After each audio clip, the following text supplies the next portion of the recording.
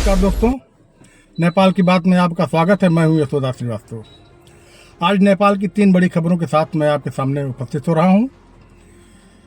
बड़ी खबर यह है कि देर रात को नेपाल के प्रमुख दवा व्यवसायी, राजावादी समर्थक और पूर्व नरेश ज्ञानेंद्र के काफ़ी निकट हिंदूवादी संगठनों से जुड़े हुए दुर्गा परसाई को गिरफ्तार कर लिया गया है।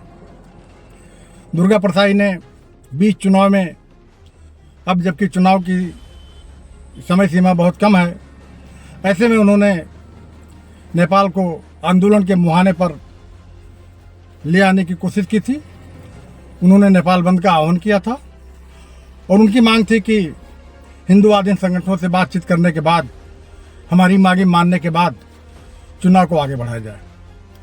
मैं समझता हूँ नेपाल की अंतरिम सरकार ने इसको कानून व्यवस्था और सकुशल चुनाव संपन्न कराने के लिए बड़ी चुनौती माना और उन्होंने सुरक्षा एजेंसियों से गहन मंत्रणा के बाद देर रात हिंदू नेता दुर्गा परसाई को गिरफ्तार करने का निर्णय लिया। दुर्गा परसाई की गिरफ्तारी को लेकर के जाहिर सी बात है हिंदूवादी संगठनों में उबाल आना तय था। उनकी गिरफ्तारी के विरोध में तमाम सारे बयान आ रहे हैं। कुछ लोगों ने इसे गैर मुनासिब बताया और कुछ लोगों ने कहा कि ये हिंदूवादी संगठनों को कुचलने का एक कुत्सित प्रयास है। बहरहाल नेपाल सरकार का यह निर्णय मैं समझता हूँ सकुशल चुनाव संपन्न कराने की दिशा में एक अच्छा कदम है और केवल दुर्गा परसाई नहीं, इस तरह के आंदोलन की धमकी देने वाले, चुनाव में बाधा उत्पन्न करने वाले हर एक संगठन, हर एक शख्स के खिलाफ कार्रवाई होनी ही चाहिए। दूसरी बड़ी खबर यह है, नेपाल को लेकर के कुछ दिन पहले अमेरिकी सरकार के एक प्रवक्ता का बयान आया था जिसमें कहा गया था कि नेपाल और बांग्लादेश में चुनाव प्रक्रिया है। ऐसे में अमेरिका की संभावनाएं दोनों देशों में बढ़ रही है।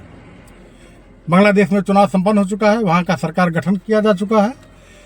अब वहाँ देखना है कि अमेरिका बांग्लादेश में किस तरह की संभावनाओं को तलाश रहा है। वहाँ पे अपना प्रभुत्व कायम करने के लिए, अपना पांव पसारने के लिए कौन सा रास्ता अख्तियार करता है, ये देखने की बात होगी। इसी के साथ नेपाल, जहाँ अभी चुनाव चल रहा है, आने वाले दिनों में 5 मार्च को वहाँ चुनाव है। नेपाल में अमेरिकी परियोजनाएं पहले से चल रही हैं।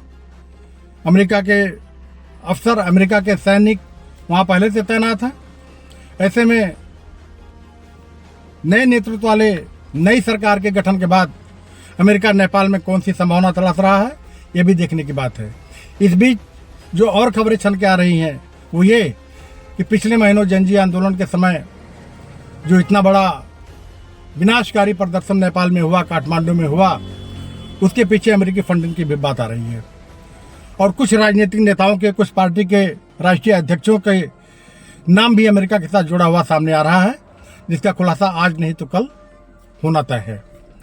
एक और बड़ी खबर है, जो पिछले दिनों शिवरात्रि के दिन नेपाल में सेना दिवस का आयोजन किया गया था और इस मौके पर अमेरिकी सैनिक और अमेरिकी सैन्य अफसरों की मौजूदगी को लोगों ने सवालों के घेरे में ला दिया है। नेपाल के अधिकांश लोगों ने, बुद्धिजीवी वर्ग ने, शैक्षिक संगठनों ने और कुछ राजनीतिक दलों ने इस पर आपत्ति जताई है कि हमारे यहाँ चुनाव के बीच में अमेरिकी सैनिक की उपस्थिति का कारण क्या हो सकता है। जाहिर सी बात है, जब नेपाल चुनाव के मुहाने पर है, ऐसे में किसी देश की कम से कम सेना की मौजूदगी पर सवाल तो खड़ा होता है। भारत की जहाँ तक बात है, भारत का सबसे निकटवर्ती पड़ोसी राष्ट्र नेपाल है। छोटे भाई बड़े भाई का रिश्ता है, लेकिन भारत की जो नीति है वो ये है कि हम अपने किसी भी पड़ोसी देश के आंतरिक मामले में हस्तक्षेप नहीं करते। इसी नीति पर कायम करते हुए इस चुनाव में भी भारत जो भी सहयोग नेपाल को दिया होगा, देना चाहेगा, देगा, लेकिन उनके आंतरिक मामले में किसी भी हस्तक्षेप से सदैव दूर रहता है। लेकिन अमेरिका जिस तरह सैन्य अफसरों के बहाने, अपने सैनिकों के बहाने नेपाल में लगातार जो है अपनी मौजूदगी दर्ज करा रहा है, नेपाल के राजनीतिक दलों में यह चिंता का विषय है। हालांकि जंगी अड्डा जो नेपाल का सेना मुख्यालय है, वहाँ के प्रवक्ता का बयान आया है कि इसमें किसी भी तरह के कयासबाजी की जरूरत नहीं है, ये एक परंपरा है। उसी परंपरा का पालन इस बार के सेना दिवस में भी हुआ है। प्रवक्ता के अनुसार किसी भी सैन्य अभ्यास में, किसी भी सैनिक आयोजन में हम भी दूसरे देशों में जाते हैं। पाकिस्तान, भारत भी हमारे यहाँ आते हैं सैन्य आयोजनों में और अपनी प्रस्तुति करते हैं। इस एक परंपरा को किसी दूसरे दृष्टि से ना देखा जाए, बल्कि उसे एक परंपरा का हिस्सा ही माना जाए। बहरहाल नेपाल के लोग, बुद्धिजीवी वर्ग, नेपाल के राजनीतिक दल बीच चुनाव में अमेरिका के सैन्य अफसरों की मौजूदगी को किस दृष्टि से देखता है, यह देखने वाली बात है।